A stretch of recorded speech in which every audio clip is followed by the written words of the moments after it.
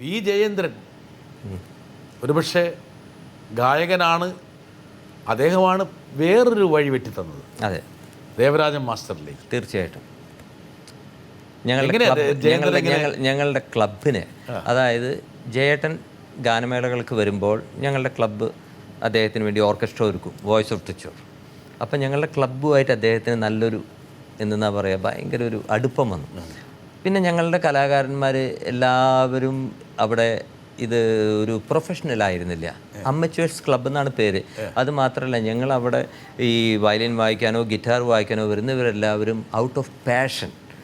പകുതി പേര് ജോലിക്കാരാണ്, ഒന്നല്ലെങ്കിൽ ലെക്ചറർ, അല്ലെങ്കിൽ ഏതെങ്കിലും ബാങ്കിൽ ജോലി, ബാക്കി പേരെല്ലാം കോളേജിൽ പഠനം. അങ്ങനെയുള്ളൊരു ഗ്രൂപ്പാണ്, പ്രൊഫഷണൽസ് ആരുമില്ല. അപ്പം അത്തരം ഒരു ഗ്രൂപ്പിൽ ഞങ്ങളുടെ ഈ പാഷൻ എന്ന് പറയുമ്പോൾ അറിയാമല്ലോ, ഞങ്ങളുടെ മ്യൂസിക്കിനോടുള്ള പാഷൻ എന്ന് പറയുമ്പോൾ ഓഫ് കോഴ്സ് ആ മ്യൂസിക്കിനോടുള്ള ഒരു വാല്യൂ, നമ്മൾ കൊടുക്കുന്ന വാല്യൂ തന്നെ വ്യത്യാസമാണ്.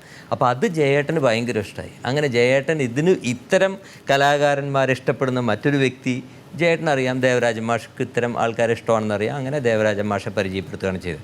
മാഷ്ക്കാണെങ്കിൽ അന്ന് ഒരുപാട് ഗാനമേളകൾ നാട്ടിൽ, മാധുരി ചേച്ചിയുടെ ഒരുപാട് ഗാനമേളകൾ മാഷ് നടത്തിയിരുന്നു. അപ്പോൾ അതിനൊരു സ്ഥിരം ട്രൂപ്പ് വേണമെന്ന് പറഞ്ഞിട്ട് അങ്ങനെ ആ ജയേട്ടനിലൂടെയാണ് മാഷിലേക്കുള്ള കണക്ഷൻ വരുന്നത്. ഒരുപക്ഷെ ആ സമയത്ത് അവിടെ നിന്ന് നാട്ടിൽ നിന്ന് രക്ഷപ്പെട്ടത് വലിയൊരു ഭാഗ്യമാണ്. അല്ലെങ്കിൽ ഔസേപ്പച്ചൻ കുടുങ്ങിപ്പോയെന്നെ അവിടെ. നമ്മൾ എന്തായാലും ഇപ്പം ഇരിക്കുന്ന അവസ്ഥ ഏതായാലും അത് എപ്പോഴും ഭാഗ്യം തന്നെയാണ് എന്നെ സംബന്ധിച്ചിടത്തോളം.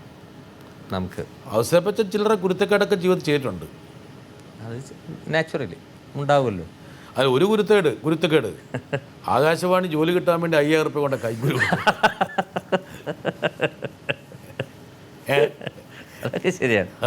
ഇന്ത്യൻ ശിക്ഷാ നിയമം അനുസരിച്ച് അഴിയെണ്ണ പണിയാ ചെയ്തത്. അതെ അതെ, അഴിയെണ്ണാതിരിക്കാൻ വേണ്ടി മാപ്സാക്ഷിയാകാൻ വരെ എൻ്റെ അടുത്ത് പറഞ്ഞതാണ്. എൻ്റെ അടുത്ത് അങ്ങനെ വന്നു. പക്ഷേ നമ്മൾ മാപ്പസാക്ഷിയായാൽ നമുക്ക് വളരെ വേണ്ടപ്പെട്ടവരായിരിക്കും അകത്ത് പോകുക. അതുകൊണ്ട് തന്നെ പിന്നെ പ്രത്യേകിച്ച് ഞാൻ ചെന്നൈയിലേക്ക് മാറി താമസിച്ചതും കൂടി ആയതുകൊണ്ട് എൻ്റെ ഫാദർ അന്ന് എൻ്റെ ബ്രദറെ അയച്ചു ചെന്നൈയിലേക്ക്. അല്ല, അന്ന് അപ്പൻ്റെ പിന്നെ പ്രേരണയിലാണോ ഈ 5000 രൂപ കൊടുക്കുന്നത്? അപ്പനോട് പറഞ്ഞിട്ടാണ്. അതിൽ അപ്പന് ഭയങ്കര താല്പര്യമായിരുന്നു.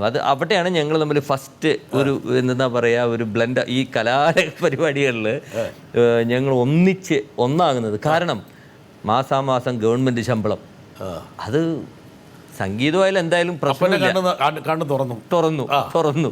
അങ്ങനെയാണ് ഫാദറാണ് എനിക്ക് 5000 റുപ്പീസ് തരുന്നത്. എന്തായാലും ഒരു കുടുക്കിൽ നിന്ന് ഔസേപ്പച്ചൻ രക്ഷപ്പെട്ടു. ഒരു കുടുക്കിൽ നിന്ന് യഥാർത്ഥത്തിൽ ഔസേപ്പച്ചനെ രക്ഷപ്പെടുത്തിയത് ദേവരാജൻ മാസ്റ്റർ. ദേവരാജൻ മാസ്റ്ററുടെ ആ ഒരു എന്താ പറയുക സ്പർശമാണ് ഔസേപ്പച്ചൻ്റെ ആദ്യ ദിനങ്ങൾക്ക് ഒരു ജീവൻ നൽകിയത്. ആദ്യം തന്നെ അദ്ദേഹം പ്രതിഫലം നൽകി. അതാണ് മാഷിൻ്റെ ഏറ്റവും വലിയൊരു ഇതെന്ന് വെച്ചാൽ, മാഷ് സാധാരണ മാഷിൻ്റെ അവിടെ വായിക്കാൻ വരുന്ന അപ്രൻറ്റീസായിട്ട് നിൽക്കുന്ന ആർക്കും പേയ്മെൻറ്റ് കൊടുക്കാറില്ല.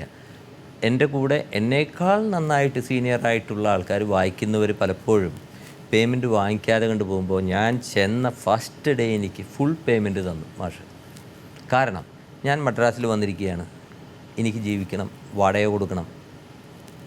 അപ്പോൾ അതിനെനിക്ക് പൈസ ആവശ്യമാണെന്ന് മാഷ്ക്കറിയാം. അതുകൊണ്ട് മാത്രം എനിക്ക് പൈസ തന്നു. എന്നേക്കാൾ ഒരു വർഷമായിട്ട് അവിടെ വായിക്കുന്ന എൻ്റെ വളരെ ക്ലോസ് ഫ്രണ്ട്സാണ് അവരിപ്പോഴും.